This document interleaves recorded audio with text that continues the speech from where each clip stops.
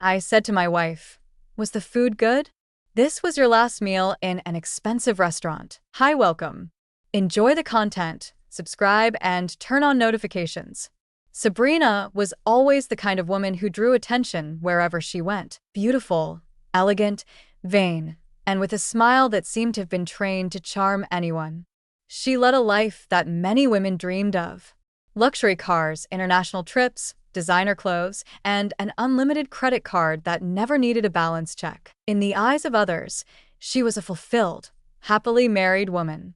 But behind this perfect facade hid a dissatisfaction that grew like a silent shadow, day after day. Her marriage to Sebastian, heir to one of the wealthiest families in Dallas, seemed perfect to those looking from the outside. But for her, it no longer made sense. Conversations had become monotonous. Dinners were silent. The trips that once seemed magical now felt like just another obligation, a social theater. She felt suffocated, bored, trapped in a routine where love had turned into convenience and passion had been replaced by formalities. It was exactly in this scenario that Julian appeared. A man different from everything she was used to. Charismatic, confident, with that kind of look that seems to pierce through any armor. They first met at a cafe when she accidentally dropped her purse on the floor and he, with all that almost rehearsed kindness, bent down to help her. His smile, the way he spoke, the way he made her feel alive again, it all affected her more than she was willing to admit at the time. The meeting started with casual conversations. A glance here, a provocative comment there. And before she realized it, what seemed like a harmless distraction quickly turned into something more intense. Within a few weeks, they were already meeting frequently in hotels during lunch hours. It was as if she had found there what she had been missing: attention, desire, adrenaline, and most importantly, that feeling of being truly desired. Lying in his arms, feeling Julian's fingers running through her hair, she caught herself laughing, something she hadn't done so naturally in a long time. It was precisely during one of these encounters, on an ordinary afternoon, that she let slip something that even to her seemed surreal. "You know, today is our wedding anniversary," she said, looking at him with a half-sarcastic, half-suspicious smile. Julian raised an eyebrow, squeezed her waist lightly, and responded in the same teasing tone. "And you're here? I thought you'd be celebrating with your husband." Sabrina took a deep breath and let out a dry laugh. "He's unbearable. A bore. You have no idea." Julian paused, looked her in the eyes, as if trying to understand how far this went, and asked, this time more seriously, "If that's the case, why don't you just end it?" The question hung heavy in the air. She turned her face, looked at the ceiling, bit her lips, and after a few seconds of silence, answered something that seemed to have been stuck inside her for a long time. "Because it's not that simple," she said, crossing her arms over his chest, as if searching for a less painful way to explain. "Before we got married, my father-in-law insisted on including a clause in the contract. And guess what? I foolishly signed without thinking, believing it was just a formality, that it would never make a difference." She shook her head, squinting her eyes, blaming herself to this day for that decision. "If I file for divorce or if he catches me cheating, I walk away with nothing. Absolutely nothing. No house, no money, no car, not a single dollar. Yes, I was stupid. I regret it to this day." Julian remained silent for a few moments, looking at her, as if processing that information. Then, with that somewhat sarcastic, somewhat ironic tone she already knew well, he replied, "In other words, you're trapped. You only leave if he decides to let you go first." She took a deep breath, closed her eyes, and responded, this time without any irony, "Exactly. That's why he has to give up first."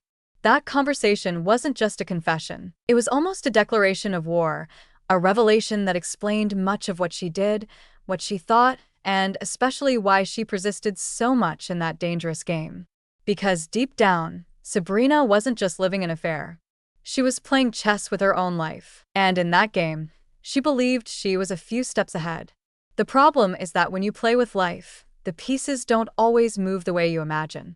When night fell, Sabrina put on the dress he loved so much. She looked at herself in the mirror, fixed her hair, touched up her makeup, and took a deep breath. She knew she needed to act well. After all, that dinner was nothing more than an obligation. She grabbed her purse and headed to the restaurant, maintaining the posture of a perfect wife, the one who always appeared smiling in photos, greeting everyone warmly, making sure to flaunt the life she led. Inside, impatience was eating her alive. That performance was becoming increasingly unbearable. When she arrived, she saw Sebastian already seated at the table. He didn't even get up. He stared fixedly at the menu, as if she weren't even there. She walked up to him, smiled, and sat down, expecting at least some eye contact, but she didn't even receive that. She noticed he didn't bother to start a conversation. The silence seemed heavier than any words. As she tried to hide her discomfort, adjusting the silverware, crossing her legs, and forcing a smile, he just kept his gaze lost, as if she were a stranger. "So, did you choose this restaurant?" She tried to start a conversation, pretending lightness in her voice. Sebastian just nodded.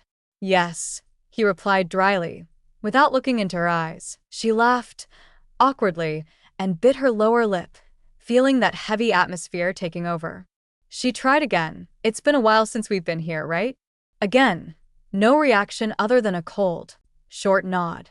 Inside, she was already starting to get irritated. She even thought about making a sharp comment but took a deep breath and held back. After all, that role of the devoted wife had to be maintained, even if only for a few more hours. The waiter brought the appetizer. Sebastian didn't comment on the dish, nor did he make that classic gesture of offering it to her first, like he used to do. He was distant, cold, calculating every second, every movement. On the other hand, she fidgeted in her chair, trying to seem natural, but unable to understand where all this coldness was coming from.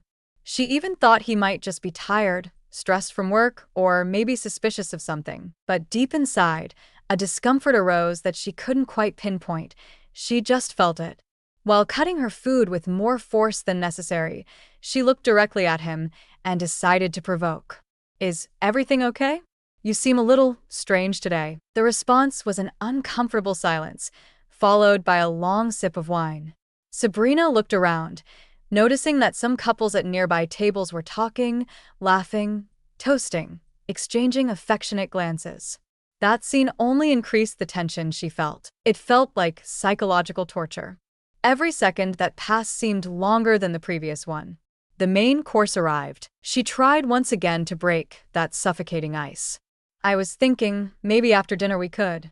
Sebastian dropped his silverware onto the plate and interrupted, cutting off any attempt she made to bring lightness to the evening. He crossed his arms, adjusted himself in the chair, and said, in a firm, dry tone, loaded with irony that made her heart race, "Did you enjoy your last meal at an expensive restaurant?"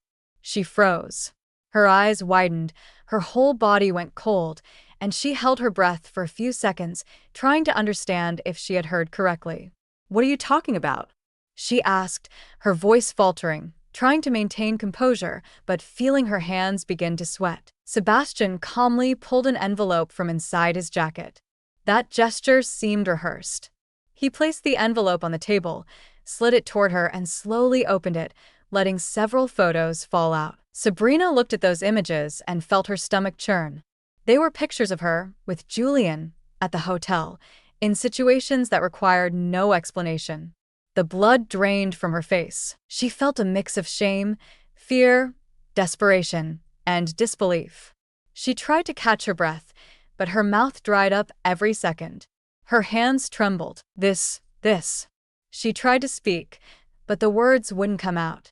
Sebastian then pulled out a small USB drive, placed it on top of the photos, and added with a chilling calmness, "There's video too, in case you want to watch yourself in action."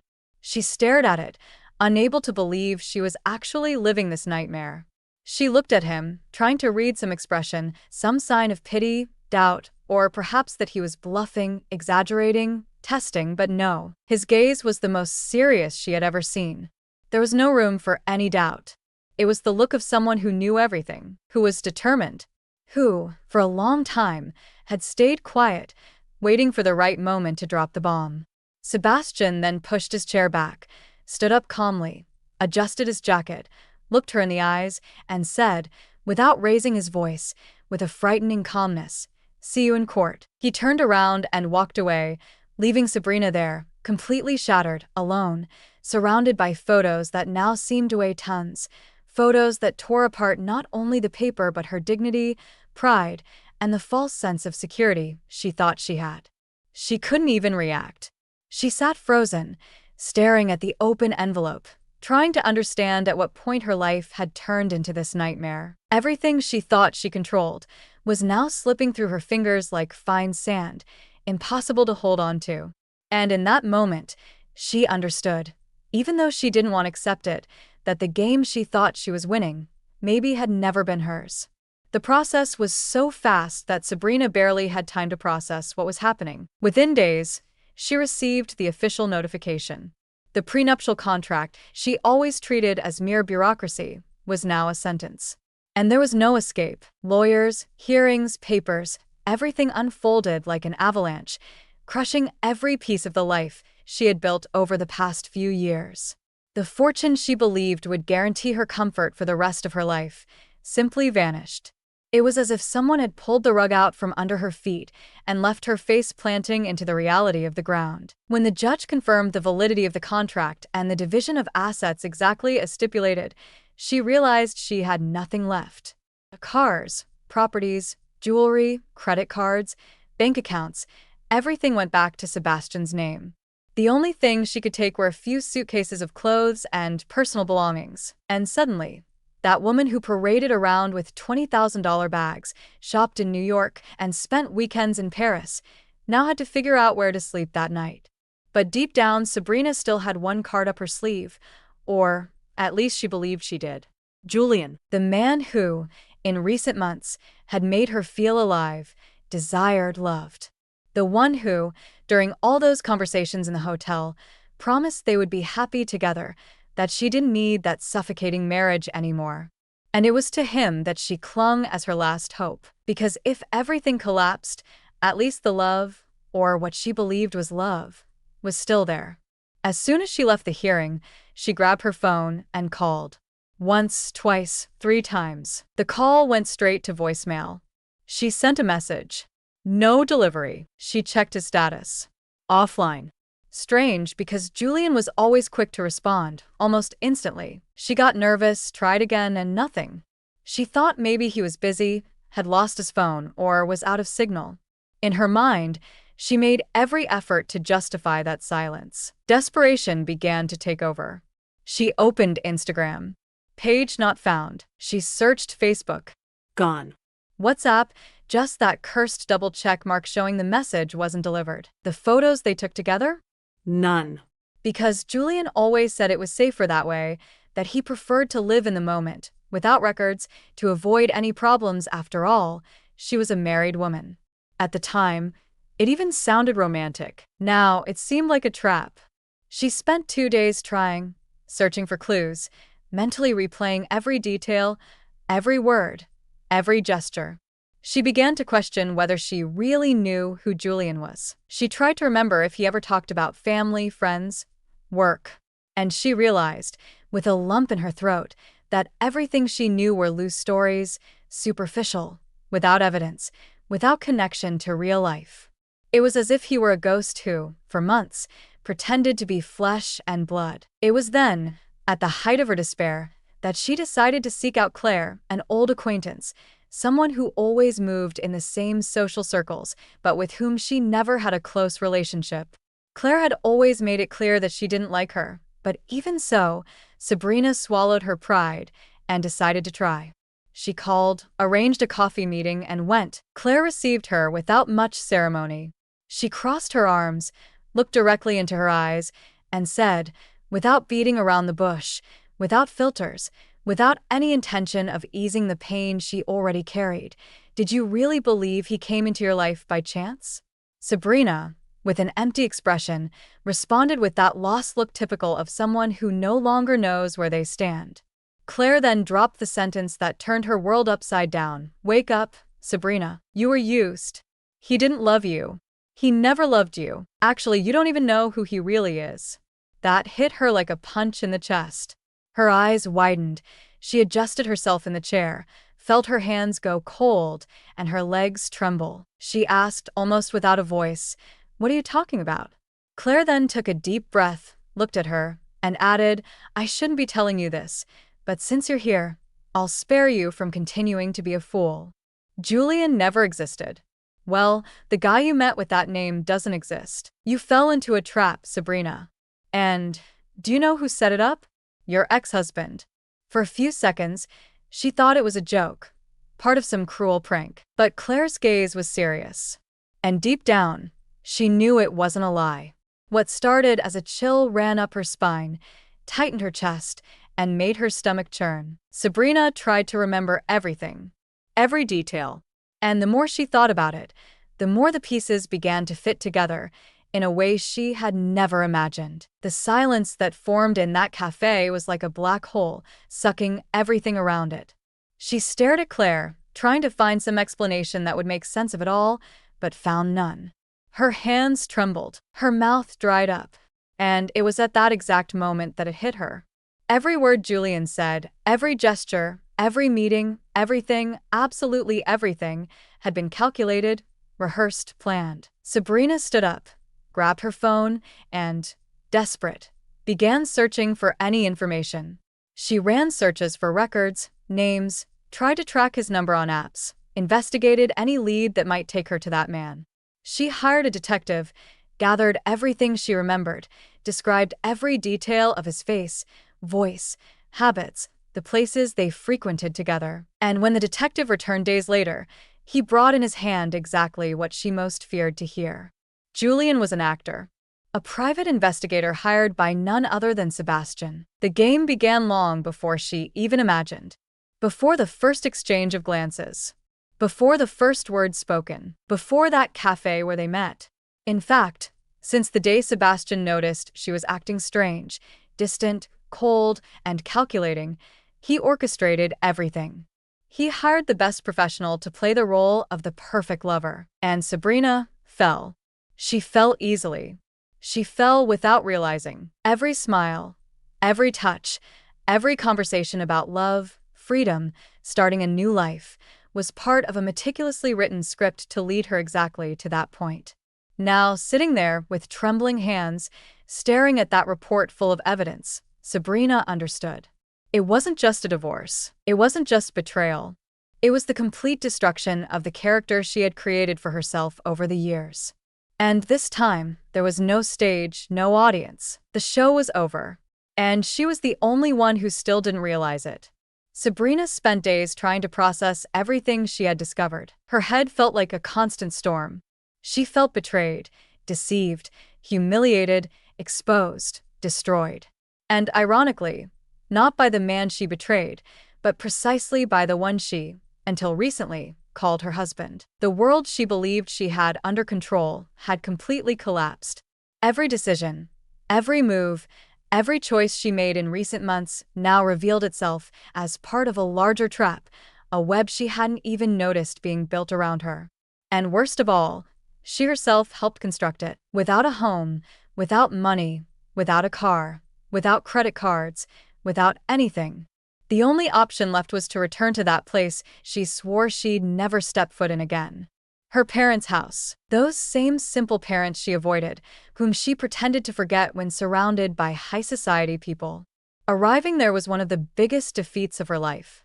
The woman who once paraded in outrageously expensive clothes and flaunted a life of luxury now carried 2 suitcases and a face marked by shame, humiliation, and the weight of her own choices. The following days were a mixture of silence, tears, and reflections that seemed endless. And the more she thought about it, the more she understood how arrogant she had been. How much she had distanced herself from those who truly cared about her. For years, she believed that money, status, and appearance were everything. That being surrounded by luxury was enough to be happy. And now, she no longer had any of that. All that was left was herself, naked, stripped of any mask, facing her own reality head-on. While Sabrina tried to rebuild herself, on the other side of the city, Sebastian continued with his life. And, to the surprise of many, it didn't take long for him to appear with someone else. In the first few days, there were rumors, whispers, malicious comments, as always happens. But it was on a random morning that the bomb exploded completely. A photo began circulating in groups, on social media, in conversations. There he was, smiling, holding hands at a restaurant with none other than Ava.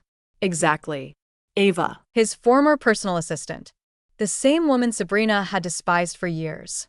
Whom she treated as invisible, whom she ignored at meetings, parties, events, and often made a point of humiliating in front of others. In Sabrina's mind, it seemed impossible. She even thought it was fake, gossip, some kind of cheap provocation. But it wasn't. It was real. And as the days went by, more photos appeared, more records, more proof that yes, Sebastian and Ava were together. And it wasn't a hidden, discreet, or fleeting romance. It was serious. He made a point of appearing publicly with her, introducing her to friends, family, showing the world that he was now with someone who, unlike Sabrina, had always been by his side, even when no one noticed. And that's when, for the first time, Sabrina began to see everything differently. She started remembering the time she walked into the office and treated Ava like she was part of the furniture. The mean jokes, the venomous comments, the looks of superiority. Every time she made a point of showing that Ava was just an assistant, just another employee, someone irrelevant in that universe where only money, surname, and prestige mattered. What Sabrina never imagined was that while she was getting lost in her own games, betrayals, lies, and attempts to manipulate her marriage, Ava was there, observing everything, silently, without needing to say a single word. And when everything collapsed, when the masks fell, the person standing firmly by Sebastian's side was exactly the one she had always despised. Life, in a cruel and relentless way, had come full circle. And this time, there was no plan, no lover, no excuse that could save her. All that was left was to face, day after day, her own conscience. The emptiness of someone who had lost everything. The bitter taste of someone who, for years, believed she could toy with other people's feelings without ever being held accountable. And while Sebastian moved on with his life, happy, fulfilled, rebuilding everything alongside someone who had always been there, quietly, Sabrina looked in the mirror and finally understood that at some point along the way, she had lost herself. And now there was no going back. Because sometimes life doesn't punish you with pain or loss. It punishes you by showing you, right in your face, what you could have had and threw away. Suspicious of your wife or daughter-in-law? Don't go through what we saw in the video. Check the link in the comments and get the ebook with valuable tips and investigator-approved sites to clear your doubts. Thank you for watching the video. If you enjoyed it, don't forget to subscribe to the channel and turn on notifications so you won't miss any updates. See you next time.